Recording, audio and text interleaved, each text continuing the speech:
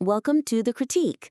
Okay, so this material, it presents this really vast, syncretic thesis linking vampiric immortality to ancient alchemy, Gnostic stuff like abracax, and a hidden bloodline ritual called the Phoenix Rite, or Urashadar, as it's called here. Mm-hmm. We're diving straight into the key areas, where we think it can be strengthened.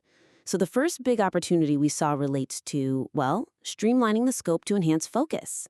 I mean, the ambition here is just incredible. You're pulling together threads from alchemy's opus magnum, the Order of the Dragon, Lovecraft, Gnosticism. Yeah, all under this umbrella of vampiric elite, this House Abracas, and their quest for immortality through the Phoenix Rite. It's a really impressive synthesis. Absolutely.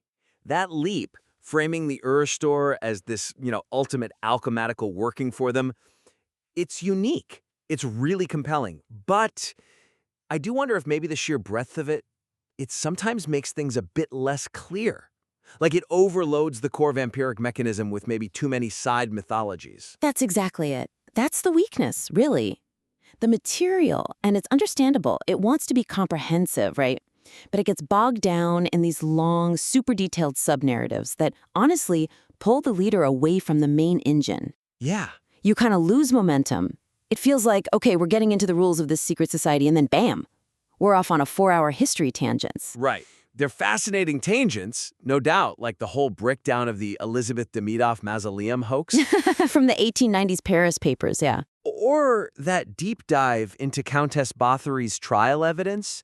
I mean, great stuff for the lore of vampirism, sure. Mm-hmm. But they feel like these kind of optional side quests that stop you from understanding how the Phoenix Rite actually works.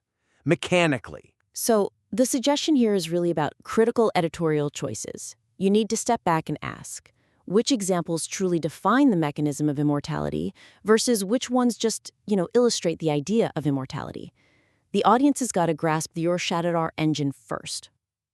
I get that. I do worry slightly, though. If you cut something like the Bathory deep dive, do you lose some of that, visceral grounding? But I see your point. The momentum definitely stalls. How do they keep that historical weight without completely derailing things? Well, one concrete way to handle it is to maybe isolate those really long historical bits. Okay. Like the multi-page thing on Camille Maffar linking her to Bathory, or the full Demidov hoax story. Move them. Put them in an appendix, maybe supplementary notes online. Ah, okay, so it's still available. Exactly.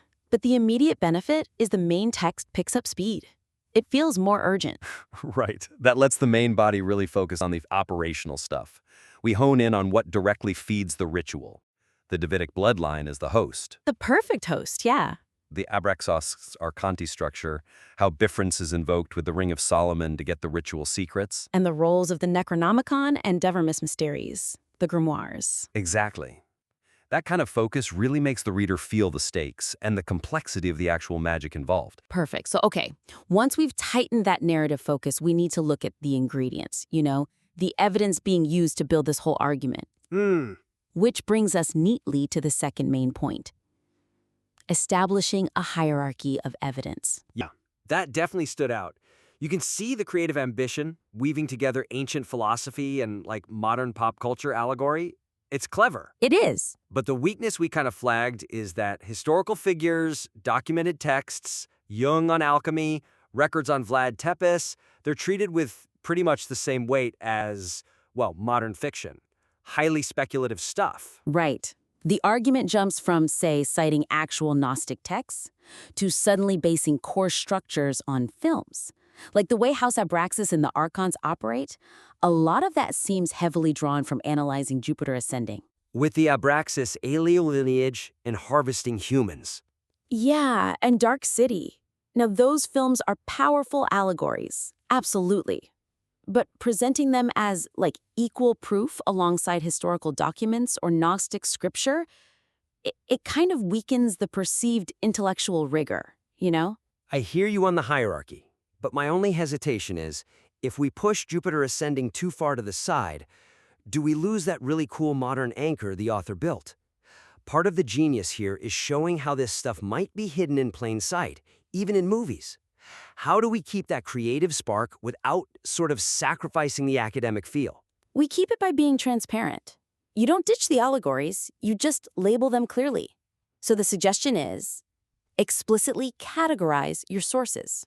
Okay. Have distinct buckets, like documentary historical evidence, then maybe esoteric mythos for Gnostic, Hermetic, Lovecraftian stuff, and then modern allegorical interpretation. Right. It respects the creative link, but shows you're being methodologically sound. That's very doable, and it immediately adds weight. So, for example, when you bring in the Abraxas archontic control system, you just clearly say something like, Go on. look, the allegorical framework for this, it's powerfully shown in modern media, like Jupiter Ascending, which actually mirrors the Gnostic idea of Abraxas ruling 365 archontes. Exactly. You use the film to illustrate or interpret, not as primary proof. Gotcha. Use it as a lens. Precisely. Same when you discuss, say, the Ouroboros, or the alchemical stages like Nigredo and Rubedo. These are core alchemical principles, right? Foundational, yeah. So state that first.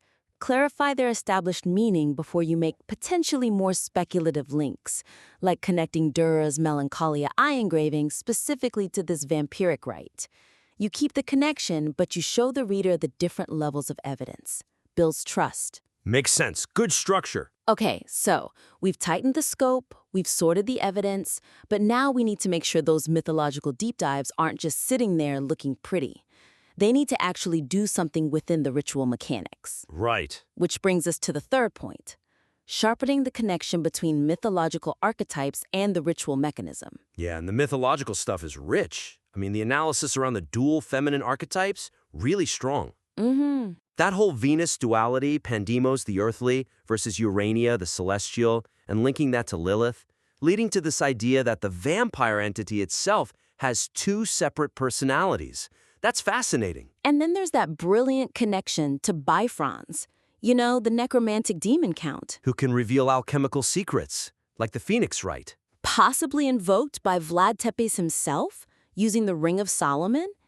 It's a fantastic bridge between demonic lore and alchemy. Really clever. But here's the weakness, right? The link between that powerful Lilith-Venus duality and the specific practical requirements for the Phoenix Rite, it feels more suggestive than, like, nailed down. Exactly. We need to know why this duality means the perfect toast has to be from the Davidic bloodline, the Grail line. Yes. And the actual mechanism, the transfer of this larva essence through the eye to the pineal gland, it needs that solid mythological underpinning explaining why this specific lineage is crucial. What quality does it have because of this duality? So the suggestion is basically, use that established duality, use the occult links you've already made, Bifrons, Lilith, Venus, to define the specific genetic or qualitative criteria needed for the host. And for the transformation itself, make the connections robust, logical, define the stakes. Okay, so building on that, maybe you explicitly connect the Venus-Lilith thing to the host requirement by framing it around, say, prevention. How do you mean? Aspects the Lilith power to successfully contain the regenerated vampire essence. Contain the larva. Right. And failure means degenerative transformation. Into like a feral Nosferatu. Oh, that's good. That defines why it matters. It's about control, containment, maintaining their status, basically, not just becoming some monster. Exactly. It makes the bloodline requirement functional, not just symbolic. That's a perfect example. Turning descriptive lore into a prescriptive ritual need. Okay, another concrete step. Look at the section on Robert Kirk's hidden people. The seed, right? Yeah, with their abilities, abduction, substitution, living in parallel. Right. When you discuss that, you need to make sure the conclusion of that bit explicitly says, hey, this 17th century folklore, this provides historical documentation for the exact methods the Archon's vampires use, the methods we see allegorized in films like Dark City or Jupiter Ascending. Yes. Using Kirk's detailed work on changelings and substitution as the mythological blueprint for how the Archons operate, that massively strengthens the claim that this whole mechanism is ancient, not just some modern movie metaphor. It ties the hierarchy of evidence back together, really powerfully. Shows the folklore underpinning the modern allegory. Absolutely. It makes the whole structure much more solid. Okay, so wrapping up. To really maximize the impact of this incredibly original synthesis, our main recommendations are: first, focus the structure.